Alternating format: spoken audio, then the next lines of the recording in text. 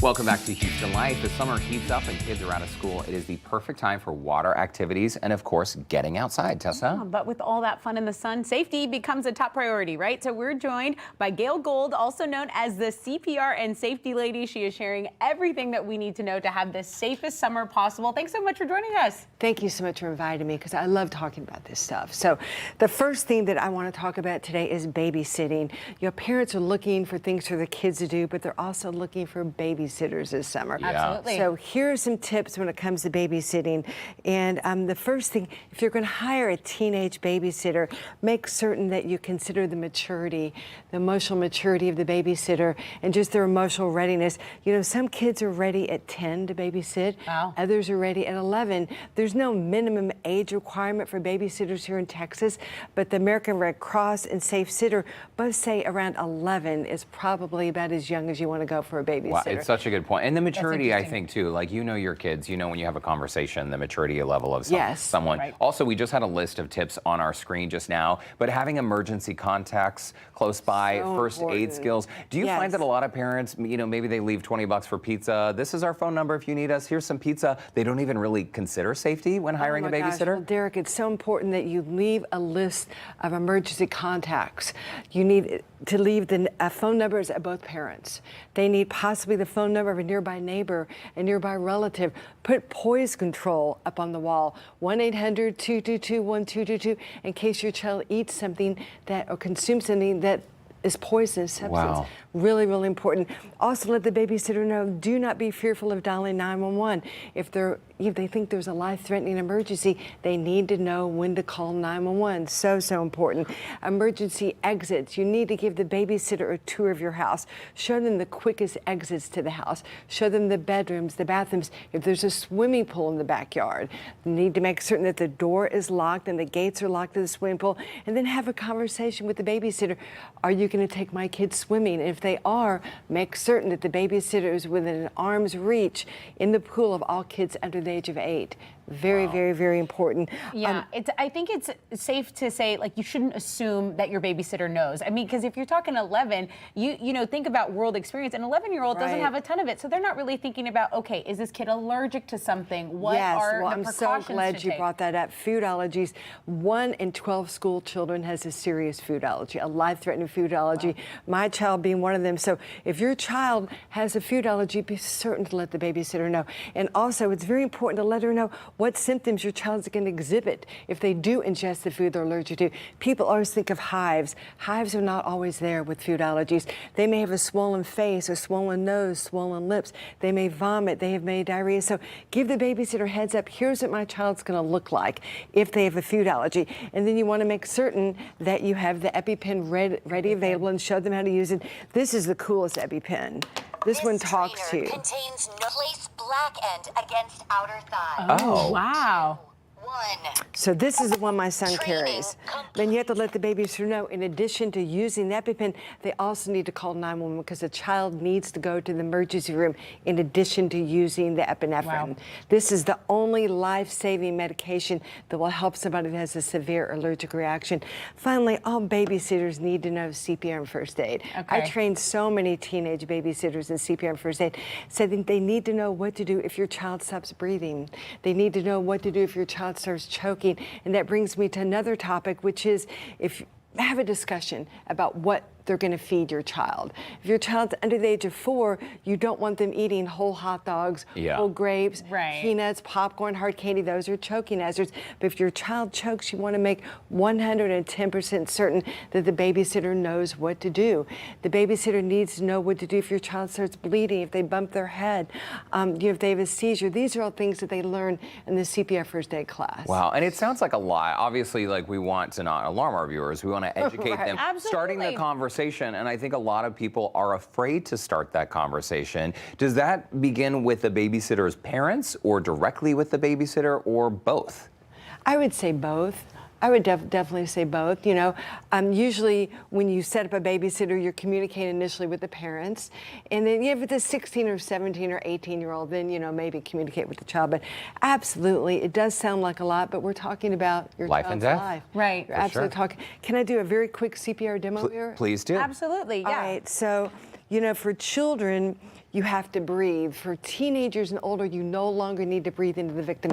For children, you still need to breathe into them. So the way you'll know someone needs CPR is you're checking for responsiveness, they're not responding to you, and they're not breathing normally, not breathing at all. So if they're not breathing normally, they're not breathing at all, they need CPR.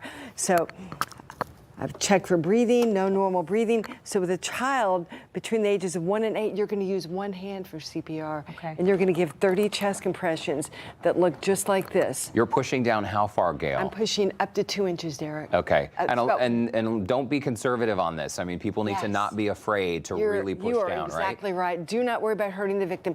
If you don't do it hard enough, it won't be effective. So we'll say this is 28, 29, 30. Okay. Then I'm going to come down here. I'm going to gently tilt the head back, and I'm going to give 2 breaths. Okay, and the 2 breaths, while you do that, we're reminding our viewers this is not for adult CPR. This Yes. is only up until the age of 8. That's exactly right. So I'm just going to continue to do this, 30 chest compressions and 2 breaths until advanced help arrives. So this is for a child between the ages of 1 and 8 who is unconscious and not breathing. Doesn't matter why. All you need to know is if they're not responding to you, they're not breathing normally, not breathing at all, this is what you do. Now, if it's for an infant, it's a little bit different. For a baby, what you want to do, again, you check for responses. I'm going to tap the baby's foot. I'm going to go, baby, baby, wake up. He's not responding. I'm going to say, Derek, go call 911, Okay. get the AD. I'll check for breathing. I'm going to put a little face shield on here so I don't get lipstick all over his face. He's not breathing normally, so he is in cardiac arrest. For a baby, I'm going to use 2 fingers. I'm going to place my fingers right beneath the nipple line. Excuse me, right beneath the nipple line, and I'm going to give 30 chest compressions, just like you did for the child. Compressing 1 to 1.5 inches deep. I'm going to do that 30 times, so that's 28, 29, 30. And on the baby, I'm not going to pinch your nose. I'm going to blow over the mouth and the nose and give 2 little puffs of air. It'll look like this. So your mouth will cover the nose and mouth of the child while you give 2 breaths there. Yes.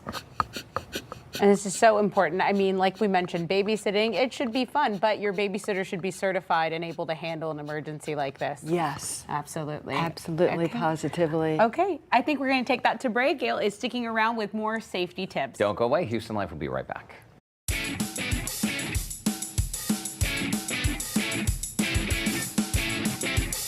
And we are back with Gail Gould, the CPR and safety lady. She just shared tips to remember for babysitters this summer. Yep, and if your kids are staying home alone this summer, she has some pointers for everyone to remember to help ensure a safe and stress-free summer for everyone involved. And we were just talking about kids, you know, being home alone. A lot of parents work. What's a safe age, in your opinion? You know what, Tessa, I'm going to say usually 10 to 11 is about as young as you want to leave your kids home alone. There's no minimum requirement leaving kids at home. But again, just like with the babysitter, it just depends on their maturity, their emotional readiness. But there's a couple things that you want to think about when you're leaving your kids home alone. First of all, make certain you lock all doors and windows. Really, really important. Be prepared with emergency plans. For instance, if the power goes out like mine did last Friday night, make certain that there's a flashlight with fresh batteries readily available. If you have guns in your home, please make certain that the guns are unloaded and locked up. That not only applies to young children, it also applies to teenagers as well. So, so important. One of your tips here is to never post that you're home alone. With so many young people on social media, that a harmless or what seems to be a harmless post could be alerting a predator. That's exactly right. Never. You know, you need to alert your kids, do not post. Because it may seem cool to their friends, but if there's an adult that's dangerous around, they're, like Derek said, a predator. I also like the Home Alone tip. Create the illusion that there are people home. Create the illusion that there's lots of people. And the other thing I wanted to talk about were some first aid tips. Let's say someone starts bleeding, like we did last year, a major bleed. You know, you may not have a tourniquet, but you can just use a clean towel. Okay. You can use a clean sock. Tessa, can I use your arm here? Please. So let's just say that you're bleeding from up here. Okay. You're just going to place this a couple inches above, and you're just going to wrap this around, and you're just going to apply pressure. So this is how you control life-threatening bleeding, whether it's on the arm or the leg. In elevate and continue to compress until advanced help arrives, because people can bleed to death in as little as 3 to 5 minutes. We always see, I see in movies people using a belt. Is that This that is the appropriate? tourniquet. Yeah, this is a tourniquet. Now, am I recommending all homes have tourniquets? Not necessarily. All first aid kits should carry tourniquets. So if you have a first aid kit at home, it may or may not have a tourniquet. Can I use your arm again? Absolutely. So again, I'm going to place this just and turn the palm of your hand up about 2 inches above where you're bleeding, whether it's on the arm or the leg. And then I'm just going to tighten this up all the way around. And then there's a little stick here called the windlass. So I'm Okay. just going to continue to twist this until the see. bleeding stops. It's going to be very painful. Okay. But this is if compression doesn't work. This is Okay. last resort. And it's very, very tight. Gail, we have about a minute left. Final thoughts. I think just, make certain that you teach your kids not to post online they're home alone, create an illusion of a full house, and just be prepared for safety. And I'll tell you what, here in Houston, make certain that you have flashlights everywhere, because the power has been going out so much lately. But it's fun for kids, and they feel like they're really mature. And those resources that are available to them, what are they? oh, I'm so glad you asked that. You can follow me on Instagram and Facebook. Instagram and Facebook, it is the CPR and Safety Lady, and my website is cprandsafetylady.com. I have information on babysitting classes, CPR first aid classes, and lots of information on preventing childhood emergencies. It's always so informative. In fact, Gail taught our staff members here at KPRC2 a tourniquet class last year. We always love having you, so thanks so much. I love coming back. Thank you so much. It's so much fun. Thanks for all the information. Yes. Got to go back and watch that and take notes. In the meantime, we will share Gail's CPR and safety tips on our website, HoustonLife.tv.